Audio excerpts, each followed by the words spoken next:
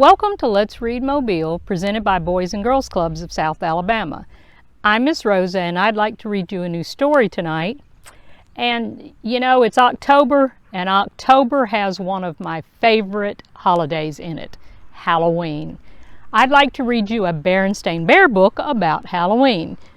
The Berenstain Bears Trick or Treat by Stan and Jan Berenstain.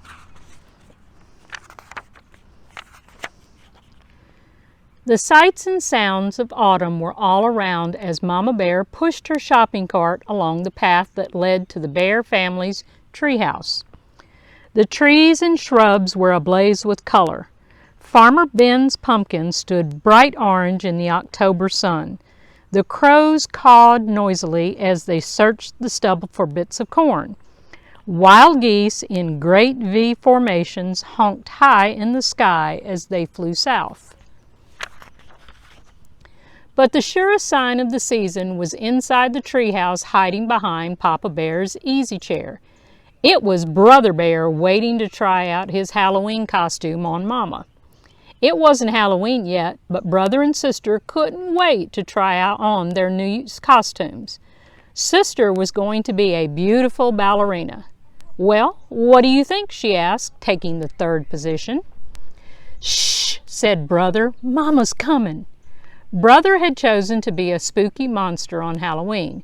He had bought the spookiest monster mask he could find, and Mama made the rest of the costume.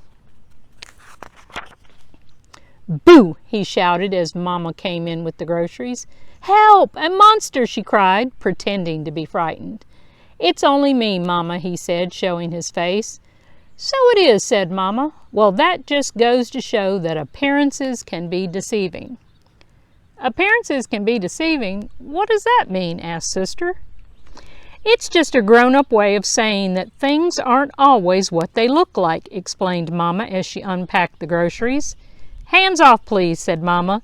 "Those are for trick-or-treaters who come to our house tomorrow night." Brother and Sister were very excited about Halloween, and a little nervous too. This was the first year they would be going trick-or-treating without a grown-up along to supervise. "I'm not sure I like the idea of them going by themselves," said Papa as he carved the pumpkin he got from Farmer Ben.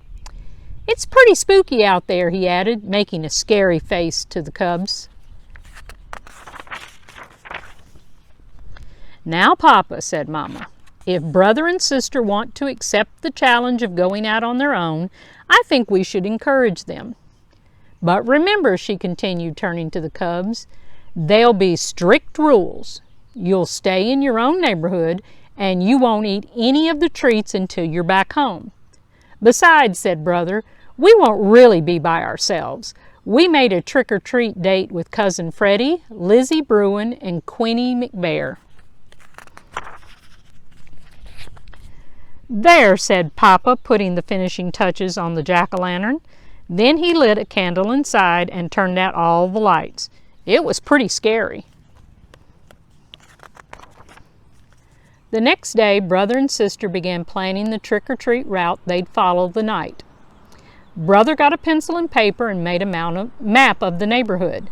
That way, he explained, they wouldn't miss anybody. "Let's see now," he said. "We'll stop at our houses first. Ours, Freddie's, Lizzie's, and Queenie's. Then we'll do Farmer Ben's and our sitters, Mrs. Grizzle." "Mrs. Grizzle for sure," agreed Sister. "She usually makes special Halloween cookies. And Teacher Jane, she gives out good stuff." "What about Dr. Grizzly's?" asked Brother. "She's into healthy snacks."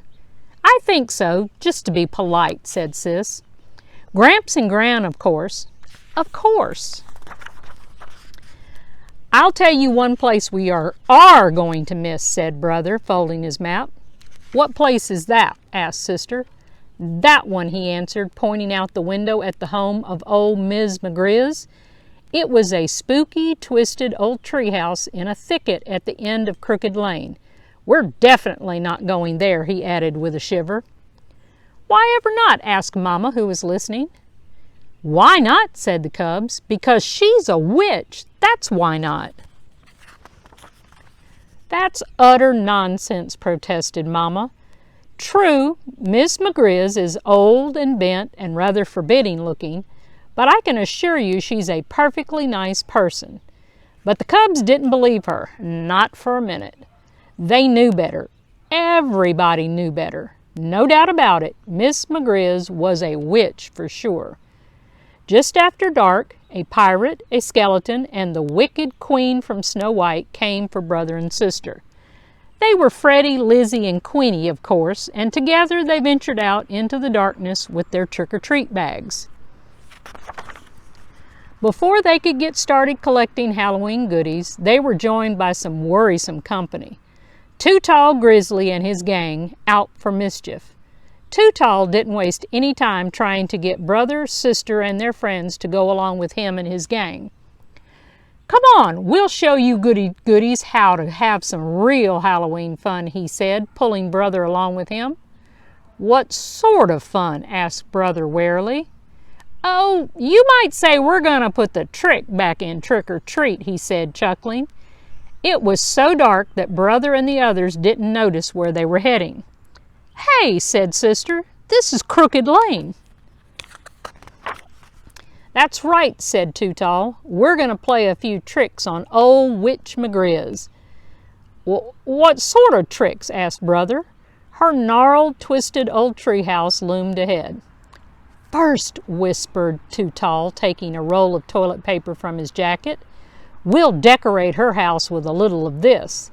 Then maybe we'll tie a few knots in her clothesline. Then smear some honey on her broomstick so she'll stick to it when she tries to fly." But before Too Tall and his gang could start their mischief, the front door opened and a bright yellow light stabbed the darkness. And there in the doorway stood the frightening figure of old Miss McGriz.